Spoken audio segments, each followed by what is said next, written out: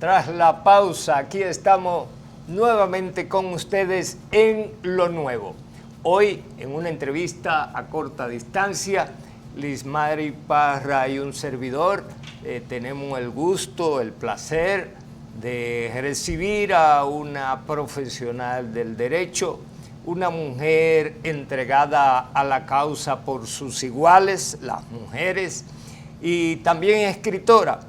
Vamos a hablar con Josefina Reyes. Ella es la encargada de la Oficina de Género o Mujer de la Alcaldía de Santiago de los Caballeros. Buenas noches para ella y, bueno, Lismari es suya. Dama, licenciada, una vez más bienvenida a este programa, a Lo Nuevo. Usted es sobreviviente de violencia. Cuéntenos sobre eso y también sobre su libro titulado Éxodo de una víctima, escapando de mi agresor. Aquí tenemos el libro, para claro, que no haya duda de que ella tiene un libro. Así que, adelante. Muchísimas gracias por la invitación y buenas noches a las personas que nos siguen, ¿verdad?, por este programa. Pues realmente para yo estar en estos espacios donde trabajo con víctimas de violencia, me tuvo que tocar a mí. Yo viví con un agresor durante 16 años, una relación que fue bastante tormentosa por un tema de la religión, que justamente de eso hablo en el libro. El tema de la religión me impidió poder decidir a tiempo escapar de esa relación, 3 hijos, y pues después de tanta lucha y ver de qué forma podía salir, pues se dio la oportunidad de a alguien sensible que le importó mi situación y me dijo cómo salir y qué hacer. El salir de la violencia no es tan sencillo ni es tan fácil, porque el tema de la violencia es el control, es el poder de un agresor sobre una mujer vulnerable, una mujer sumisa, y en muchos casos una mujer que tiene ciertas dependencias. En mi caso fue más la dependencia por los 3 hijos y por la parte religiosa. Al salir después de estos 16 años que escapé, justamente es el subtítulo del libro, Escapando de mi agresor, pues desde Santo Domingo tomo la iniciativa y ya por fin salir huyendo hacia Santiago, de donde soy oriunda. Pero fue toda una travesía, porque escapar de un agresor no es tan sencillo como se escucha. Escapar de un agresor, en nuestra mente como víctimas sabemos que nos fuimos, pero no sabemos si nos puede alcanzar y hasta dónde puede una como sobreviviente llegar. Sin embargo, al llegar a Santiago, conseguir personas también sensibles, como es el Núcleo de Apoyo a la Mujer, el Ministerio de la Mujer, y recibir todo este apoyo en el tema de la violencia, pues fue un poco más fácil sobrellevar este escape y mantenerme lejos de él. Y desde que ya yo comienzo a poder manejarme en estos medios, entonces decido qué hacer con esta historia tan difícil, la cual me tocó vivir. Pero el libro lo que hace es un año que ha sido lanzado. Yo escapé en 2009 y pues lo que hace es un año que me decidí a escribirlo y ha sido todo, no vamos a llamarlo éxito, vamos a llamarlo que esta parte de la misión que buscábamos con el libro, que era apoyar a otras mujeres víctimas de violencia, lo hemos logrado de una manera satisfactoria y hasta dónde sigue llegando este libro. ¿Se vio usted, perdón, señor Santiago, dentro de esta travesía de 16 años, se vio usted involucrada, por así decirlo, con la justicia? En ocasiones lo detuvieron, pusieron órdenes de alejamiento. Mira, en el libro yo hablo sobre esa parte difícil que me tocó, porque mi ex trabaja aún para el Poder Judicial y en esos tiempos yo no tenía todo este apoyo ni el conocimiento que tengo ahora, y me fue muy difícil porque yo no recibí este apoyo. Las denuncias que puse en el sistema de justicia jamás se van a encontrar, porque siempre estos agresores en esos espacios tienen a alguien que los cubre, que los protege y los defiende y los oculta también del mismo sistema. Y por eso fue que tuve que escapar, porque yo no recibí la respuesta del sistema de justicia. Sin embargo, al llegar a Santiago, sí, yo recibo desde las organizaciones de sociedad civil que estuvieron de la mano conmigo, gestionar para que esa persecución que se tornó después de yo escapar fuera menos lesiva y dañina para mí.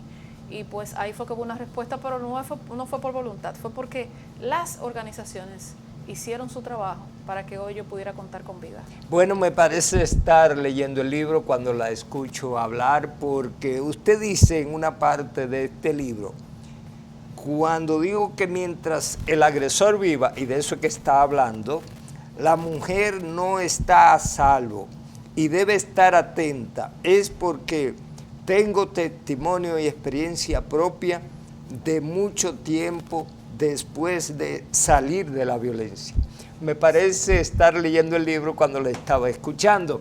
Éxodo de una víctima escapando de mi agresor, es de Josefina Reyes y hablamos de su experiencia personal en esta primera parte de esta conversación, pero también tenemos que hablar, bueno, de lo que Josefina dedica parte de su tiempo a defender a las mujeres. Josefina, hay muchos problemas que afectan hoy día, además de violencia, a la mujer. Usted está inserta en esa defensa. ¿Cuáles son las cosas que tiene que hacer la mujer para superar todo esto? Mira, nosotros estamos en un momento que diríamos, pero las mujeres tienen muchos derechos, las mujeres han accedido a muchas oportunidades. Sin embargo, para la época en la que estamos viviendo, las mujeres estamos en el desafío mayor, porque querer empoderarnos ha sido el desafío más grande. Querer hacer algo con nuestras vidas sin involucrar de manera directa a los hombres es otro desafío, porque ese control machista todavía no es superado por los espacios de instituciones, de empresas, en donde una mujer que ha sido empleada por un buen manejo de unas capacidades, sin embargo, está muy por debajo de competir con un hombre en lo laboral. En lo político ni se diga, porque cuando una mujer se candidatea a un puesto de políticas, entonces tenemos ese desafío, esa lucha con sus mismos compañeros, con sus mismos iguales de partido. Entonces les es difícil cumplir inclusive con esa cuota en donde la misma sociedad tiene que empoderarse para defender estos derechos de muchas mujeres que quieren oportunidades igualitarias. Ni siquiera es el tema de sobreponerse al control de los hombres, sino ocupar un espacio que nos corresponde en los medios. Y dígase también en el tema de la violencia, que para las mujeres sobrevivir tenemos que depender muchas veces de un fiscal hombre insensible o un policía que cuando tiene la orden de arresto en las manos dice, no, pero fuiste tú que te ganaste esto. Entonces es tan difícil y tan complejo en un momento en donde el tema de la violencia emocional y psicológica, tanto ejercida por los hombres que tienen un descontrol emocional y psicológico, imagínense lo que puede producir en una mujer víctima de violencia, todo ese desafío para ella poder sobrevivir. Y es lo que estamos mirando en el desenlace de las muertes de tantas mujeres, y que muchas, si no mueren, quedan en una situación bastante delicada, condicionada el resto de sus vidas. Y usted, bueno, perdón, Lismari, que iba a preguntar, ¿usted tiene que bregar con eso todos los días? ¿Le cuentan las mujeres? ¿Usted ha tenido que acudir a los tribunales a defender eso? Todo eso que usted ha dicho. Desde 2016 que me gradué como abogada, porque fue uno de los desafíos que acepté en mi vida después de haber sido sobreviviente, volver a estudiar y hacer algo con mi vida. Y el estudiar Derecho no fue ni siquiera por un tema de que yo había sido víctima, sino que, como en el libro está escrito, yo padecí de un problema de mi columna y en varias ocasiones quedé inválida. Yo lo que era modista. Esa era mi función y me encanta la costura, pero mi columna colapsó tanto por del tanto trabajo para poder sustentar a mis hijos como por el tema de la misma violencia. Y luego entonces estudiar Derecho fue porque yo dije, bueno, firmando un papelito yo puedo darle comida, arroz y habichuela a mis hijos. Entonces en ese tenor, entendiendo que ya no sería un esfuerzo físico, pero me encuentro con el desafío inmenso de representar a las mujeres víctimas de violencia en los tribunales y ver esta insensibilidad del sistema de justicia, que puede ser que haya una fiscal o un fiscal que procese un caso desde las unidades de atención a la violencia, no así una vez al llegar a los tribunales.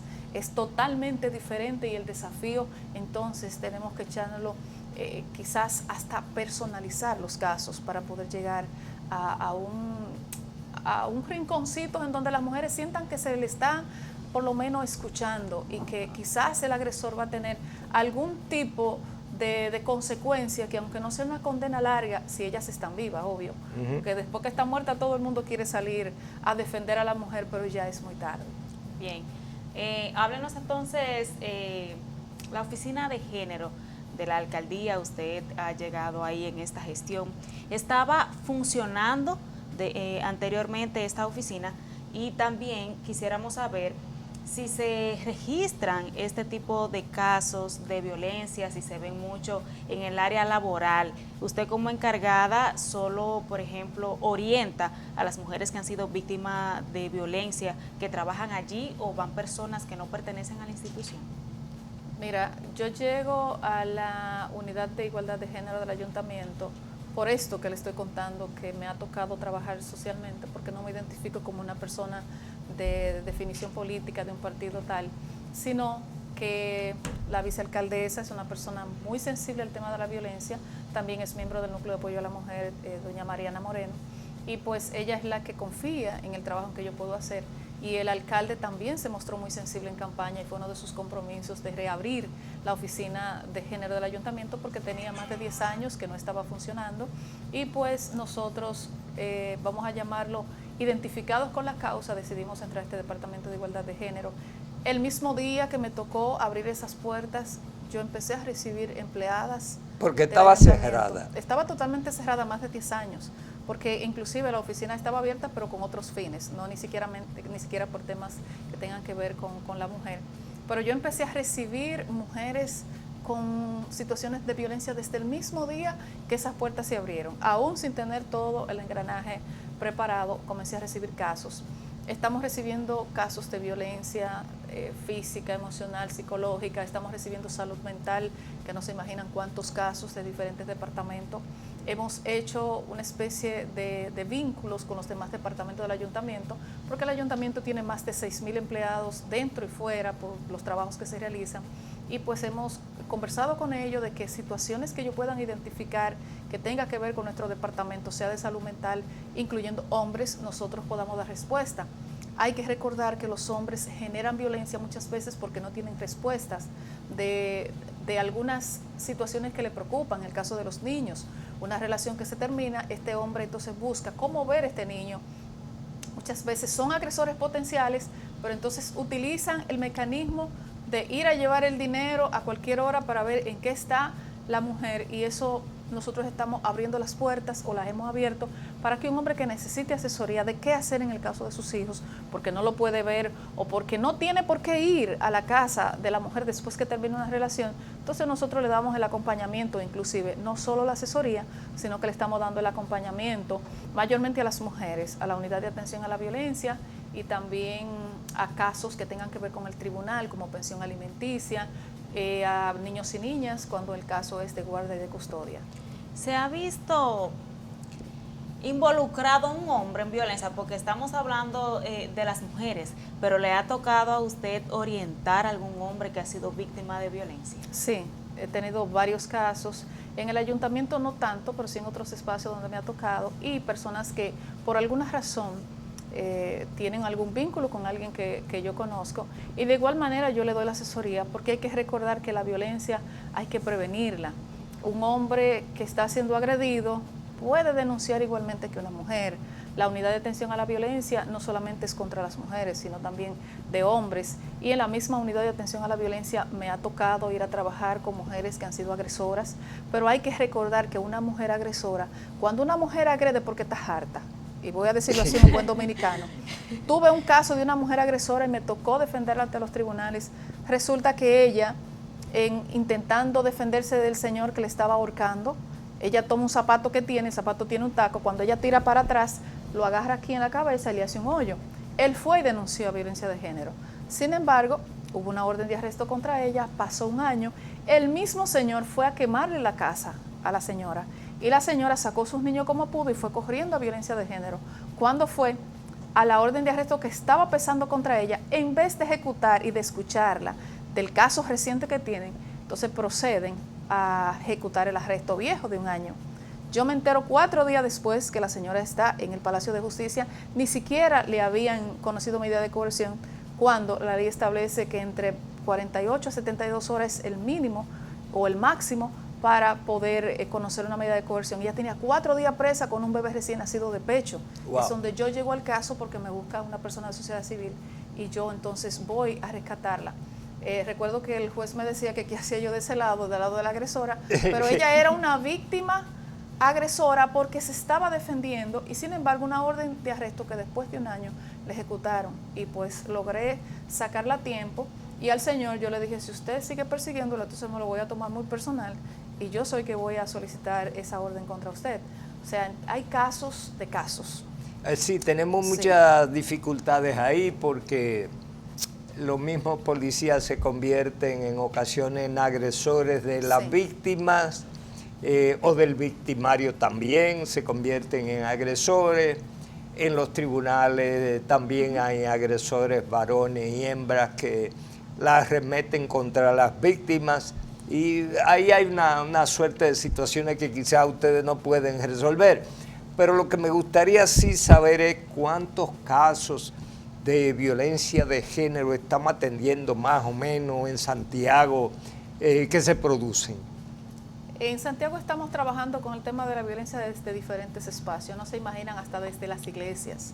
O sea, que pudiera ser que esa estadística no pueda ser conocida así por así, porque no hay como una especie de registro colectivo de todos los casos que se ven, pero los casos más de riesgo, donde las mujeres ya han sido agredidas de tal magnitud, vamos a llamarlo, que tienen una respuesta más rápida del sistema que cuando una mujer todavía no ha sido agredida. Y eso me preocupa, porque una mujer que ha sido amenazada, en el mayor de los casos, ese agresor va a ejecutar lo que ha prometido si ella no recibe un apoyo rápido del sistema de justicia. Pero cuando nosotras vamos con una mujer víctima de violencia psicológica, emocional y de amenaza, hay una respuesta menor a cuando ella está siendo agredida físicamente. Entonces eso es preocupante porque si solamente vamos a atender después que ocurre el hecho, es más delicado porque pudieran ser 10 veces más los casos que si comenzamos a prevenirla. En el ayuntamiento yo me estoy dando la tarea de trabajar con el tema de la prevención, porque no solamente estamos recibiendo casos de oficina, sino que estamos trabajando con la capacitación, con la formación, las charlas, los talleres y la prevención en el tema de violencia en las escuelas, con los niños y las niñas. Y estamos trabajando el tema de la igualdad desde centros educativos, donde los niños aprendan la dinámica del trato igualitario entre niñas y niños, y que porque el simple hecho de que ella sea niña o él sea varón, no debería imponerse en cuanto a poder, porque la violencia se replica desde las familias, que el papá es el violento, la madre es la víctima, y los niños están mirando esta dinámica y están creciendo mirando eso normal. Entonces, cuando nosotros queremos trabajarlo en el tema de atención al caso en sí, yo siento que no estamos contribuyendo al sistema. Nosotros contribuimos al sistema de la prevención cuando atendemos los casos a que no lleguen al final de la desgracia. Y a mí me está dando muy buenos resultados, porque la víctima que llega a la oficina, esté agredida o no, yo le doy el seguimiento oportuno y enlazo todos los departamentos automáticamente. Esta Fiscalía me da respuesta de una vez, está el Ministerio de la Mujer, me da respuesta de una vez. Si ya hay una orden de arresto, yo hasta que el agresor no ha sido arrestado no suelto el caso. Y luego entonces la pongo en manos del Ministerio de la Mujer, que es la que tiene abogadas, incluyendo casa de acogida, para que esta mujer cuente con un sistema de apoyo. Ya en los tribunales las cosas son diferentes, porque puede ser que el juez tome una decisión en base a una valoración como si fuera una riña, y eso es lo que nos está preocupando, que los jueces no están identificando el tema de la violencia algo diferenciado a una riña común entre dos personas que no tienen ningún tipo de relación y pueden dar una libertad condicional y las están dando, no se imaginan cuántas órdenes de libertad condicional bajo fianza, con casos que desde que sabemos que él sale de ahí hay que esconderle a la mujer, porque de alguna manera u otra él va a ejecutar esto porque siente ese nivel de deseo de venganza. Es el caso reciente que leímos el día de ayer de San Francisco de Macorís, si no mal recuerdo, de una joven que anunció ante las redes sociales que tiene temor debido a que su ex esposo, con quien procreó un hijo, llega a la casa con un arma amenazándola, vociferando palabras obscenas, golpeando la puerta de una manera brutal. Fue también, si no mal leí, en compañía de otra persona, en una pasola, y realmente entendemos que el ministerio, exacto, ya había puesto denuncia. Entendemos que las autoridades debieran de tomar cartas en el asunto antes de que sea demasiado tarde. Pues te explico que ese caso llegó hasta mí y de alguna manera yo conecté la situación con las vías correspondientes, ojalá y den respuesta. Muy bien, qué bueno. Bueno, finalmente, Josefina, y espero que se haya sentido bien con nosotros. háblenos de un tema que está ahí, como que entra y sale, y vuelve cada vez que se toca el Código Penal. Las tres causales, finalmente. ¿Usted cree en eso de las tres causales? Sí, creo en las tres causales y les voy a explicar por qué. Antes, yo tenía un tiempo en estos espacios donde se hablaba de las tres causales y por un tema religioso yo no me identificaba con esta situación, hasta que comencé a recibir quejas de casos de niñas y mujeres que habían muerto o que estaban recientemente fallecidas por un tema de mal manejo profesional en el tema de los abortos, por situaciones específicas. Y recuerdo un caso de Puerto Plata en donde me llegó a mí para ver qué podíamos hacer legalmente y tristemente no pudimos hacer nada porque el código está bloqueado en todas sus partes. Sin embargo, me dio mucho dolor ver la insensibilidad de un médico que sabe que esta joven que es falsémica desde que nació, conocen su cuerpo y saben que la joven no se podía embarazar. Nunca le dieron ningún tipo de capacitación para que ella supiera que no podía embarazarse y la joven como con 7 semanas empezó a sangrar y pues la veían morirse en esa cama y no hacían nada. Wow. Cuando los padres básicamente secuestran a esta muchacha y se la traen para Santiago al Seguro Social, pues la joven, el médico que la iba a asistir dijo, yo voy a arriesgarme ese 4 y le voy a practicar el aborto para salvarle la vida. Cuando él intenta entrar al quirófano, le dieron 3 infartos porque la hemoglobina le bajó a 4 y la joven murió con su bebé adentro. Tenía 17 días esta joven interna. Pena. Cuando se le pudo haber salvado la vida sabiendo los médicos que estaba a punto de morir. Increíble. Entre otros casos que me han tocado, y es donde yo entiendo que debe haber una práctica. Ellos dicen que en casos excepcionales, pero eso nunca pasa. Claro. Pero eso sí pasa en niveles sociales un poco altos. Pero no la mujer pobre que tiene que ir al centro hospitalario y que cuando va con un aborto en proceso, por las razones que sea, entonces la acusan de que ella se está provocando un aborto y si es posible la dejan morir, a nadie le importa, pero no hay una consecuencia legal porque el código está penalizado. Ante esto es donde yo sí entiendo que le puede pasar a mi hija, le puede pasar a mi hermana y si tuviera que decidir para salvarle la vida, yo decido, aún arriesgando a que a mí me metan presa. Las tres causales. La lucha nuestra es por eso, porque estas muchachas, estas mujeres que hoy en día tienen que dejarse morir porque no pueden decidir por sus vidas.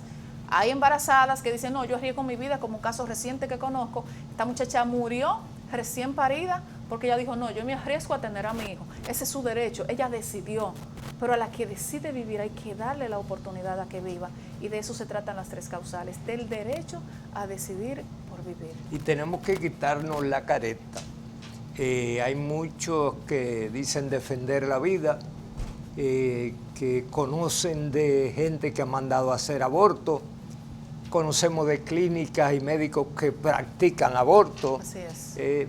Tenemos que quitarnos la careta. Josefina, muchas gracias por venir. Espero que se haya sentido muy cómoda con nosotros. Súper feliz con ustedes y ustedes saben que siempre éxito en la Oficina de Género de la Mujer. Gracias. Y ojalá que vuelva a escribir otro libro. Quedó muy bonito. Estamos pensando. Muy bien. Josefina Reyes de la Oficina de Género del Ayuntamiento de Santiago ha estado con nosotros. Pausamos. En breve, más de este día.